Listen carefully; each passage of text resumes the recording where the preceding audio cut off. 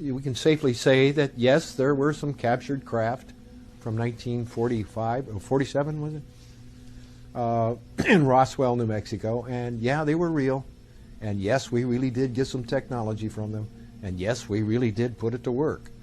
And we can thank people in the United States Army to have the foresight to put these into industry for the benefit of the people of the world. I know this to be a fact. We put it to use, but it took us a long time to figure out what it was, and then figure out how we can use it, and then what to use it for. And are those products useful for humanity? I didn't see the craft, nor did I see the bodies, but I certainly know some of the people that did. And of course they're much, they're passed on now from their earthly bodies, but there was no question that there are people or beings from outside the planet that have lived here for a long time.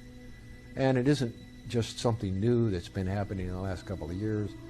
There's been NATO research conducted, joint research, joint meaning many different countries, and this it's been documented as to who those races are and their population at that time, and this was back in the early 60s. This is when I know that some of the technologies that came out of the Roswell incident, the technologies meaning that which came with the extraterrestrial craft, it took a while to figure out how they worked before we knew what to make from it, and then how to get it into industry.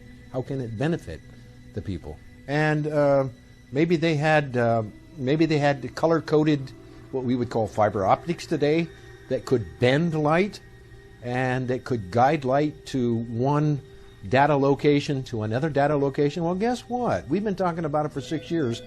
We have that type of technology now.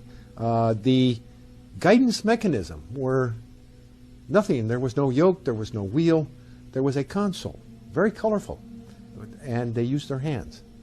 And by the thought process and by the way they moved their hands in rhythm with their thoughts was the guidance for the aircraft. But we also have, where I live, my neighborhood, I find out that we have prominent research people that are working on what we called in the Foxbat, the movie Foxbat, where they had the helmet that says, oh, you think in this language and you think this and you guide it with your eyes that way and you fire it with your thought process and fire your armament from the aircraft.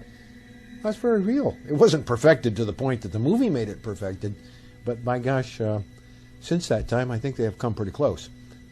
I'd like to add too that I feel that I'm not positive, but I think some of this technology came from crafts of other crashes. Okay, not just, there's a lot made of Roswell,